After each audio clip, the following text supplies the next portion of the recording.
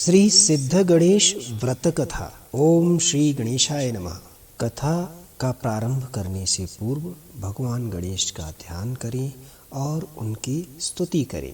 खर्वं स्थूलतनुं गजेन्द्रवदनं लंबोदरं सुंदरं प्रस्यन्दगन्धं लुब्धमधुपाया लोलगण्डस्थलं दन्ताधात् विदारितारिरुधिरै सिंधूरशोभाकरं वंदे शैलसुतासुतं गणपतिं सिद्धिप्रदं कामदम्। ऐसे कुछ मंत्र बोले या ओम गणपतये नमः, गणेशाय नमः ऐसा कहते हुए भगवान गणेश का चिंतन करें, उनका ध्यान करें। उसके बाद कथा प्रारंभ करते हैं।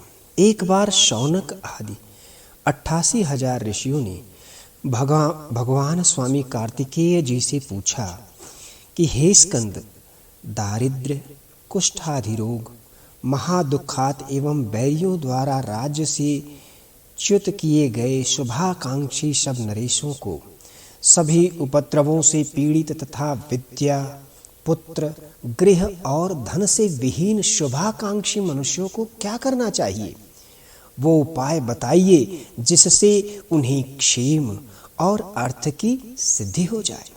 यह सुनकर के भगवान कार्तिकेय बोले कि हे ऋषिगणों, सावधान होकर सुनो, मैं एक उत्तम व्रत कहता हूँ। संकष्ट तरण सिद्ध गणेश उसका नाम है। वो इस लोक और परलोक दोनों में सुख देने वाला है। इस व्रत को देवकी पुत्र कृष्ण ने क्षेम और अर्थ की सिद्धि के लिए धर्मराज युधिष्ठिर को दिया था, जबकि वो वन में दुख पा रहे थे।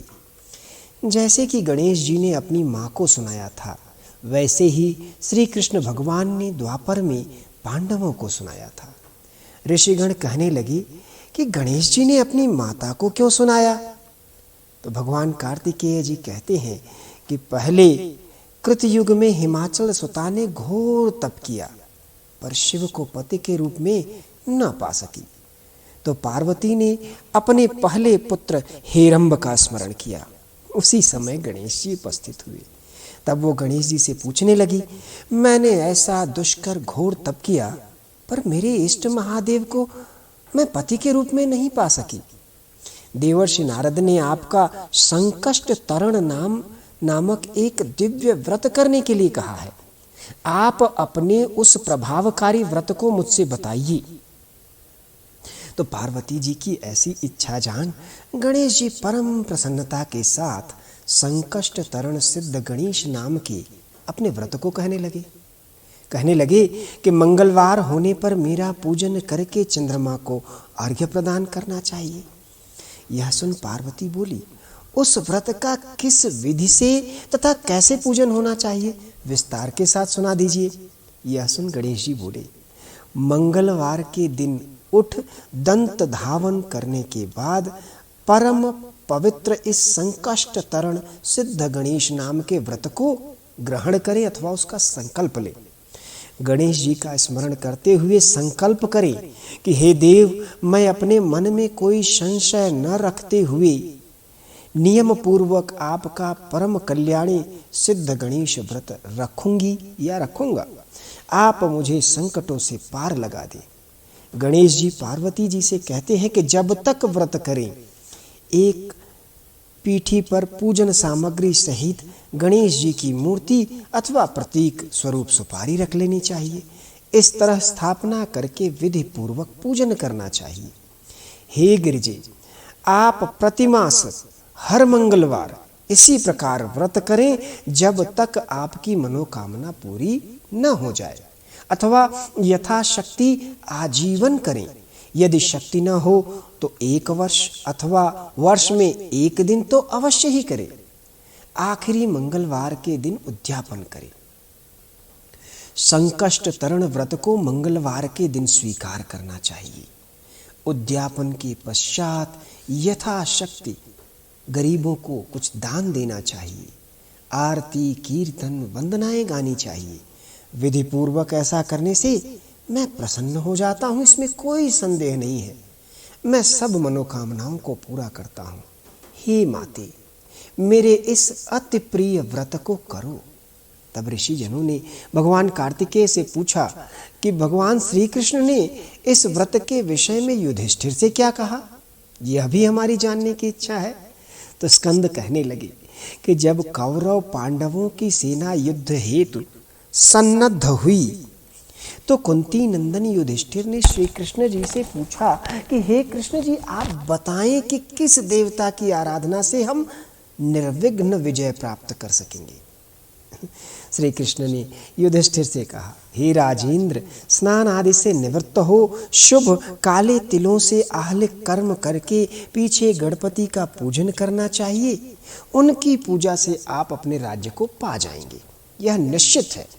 तब युधिष्ठिर के पूछने पर कृष्ण जी ने उन्हें सर्वमंगलकारी श्री सिद्ध गणेश व्रत का संपूर्ण विधि विधान बताया और कहा कि त्रिपुरासुर को मारने के लिए त्रिशूलधारी महादेव जी ने, वृत्तासुर का वध करने के लिए इंद्र ने, अपने पति गौतम मुनि की प्राप्ति के लिए अहिल्या ने, नल की प्राप्ति के लिए दमयंती ने, सीता जी की पुनः प्राप्ति के लिए रघुनाथ जी ने, सीता जी के दर्शनों के लिए हनुमान जी ने, गंगा जी को लाने के लिए भगीरथ ने, समुद्र से अमृत निकालने के लिए देवता तथा दैत्यों ने भी पहले सिद्ध गणेश की ही आराधना की और अपने कार्यों में सफलता के भागी हुए थे।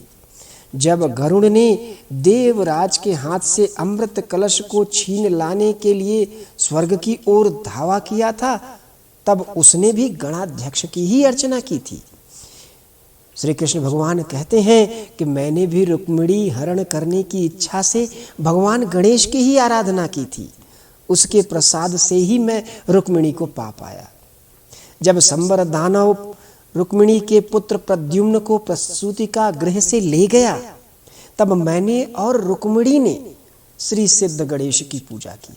उसी के प्रताप से हमने प्रद्युम्न को फिर से प्राप्त किया।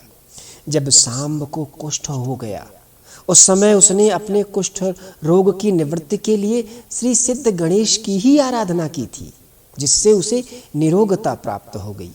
इसलिए हे राजन, हे ऋषियों, यदि हम भी जय चाहते हैं तो सर्व मंगलकारी श्री सिद्ध गणेश की शीघ्र आराधना करें, क्योंकि गणेश जी की पूजा करने से विद्यार्थी विद्या का, धनार्थी धन का, जयार्थी जय का, पुत्रार्थी पुत्र का तथा पति की कामना करने वाली कन्या पति का, सुवासिनी सौभाग्य संपत्ति का लाभ लेते हैं। वैधव्य दुख से पीड़ित स्त्री यदि सिद्ध गणेश की पूजा करे तो वह जन्म जन्मांतर में कभी वैधव्य दुख को नहीं देखती। गणेश जी का पूजन करने पर विष्णु, महादेव, सूर्य, पार्वती और हुताशन आदि सभी देवता पूजित हो जाते हैं, इसमें तनिक भी संदेह नहीं है। तब राजा युधिष्ठिर ने श्री कृष्ण द्वारा बताई गई विधि के अनुसार अपने भाइयों सहित त्रिपुरघाती देव के पुत्र श्री सिद्ध गणेश जी की पूजा की। संग्राम में शत्रुओं को मारकर अपना राज्य प्राप्त किया। शौनकादि मुनियों से स्कंद जी कहते हैं, हे मुनिवरों, भक्ति पूर्वक सर्वमंगलकारी सिद्ध गणेश जी का व्रत करने से ये सब संतुष्ट हो जाते हैं। जो मंद प्रारब्ध हो, कुंडली में ऐसा लिखा हो कि मंद प्रारब्ध है, ऐसे में भी सिद्धिदाता गणेश जी का पूजन करे तो उस मंद भागी के भी मन के विचारे सब कार्य सिद्ध हो जाते हैं। इस पवित्र आख्यान को जो समाहित चित्त से सुनता है अथवा सुनाता है, उसके भी सभी कार्य श्री सिद्ध गणेश जी की प्रसन्नता से अवश्य सिद्ध होते हैं। इस प्रकार से श्री सिद्ध गणेश व्रत की कथा यहीं समाप्त हो जाती है। गणेश जी के दूसरे स्तोत्रों के साथ, मंत्रों के साथ आपसे पुनः मुलाकात होगी। अब आप अपने मित्र आलोक को इजाजत दीजिए। ओम गं गणपतये नमः।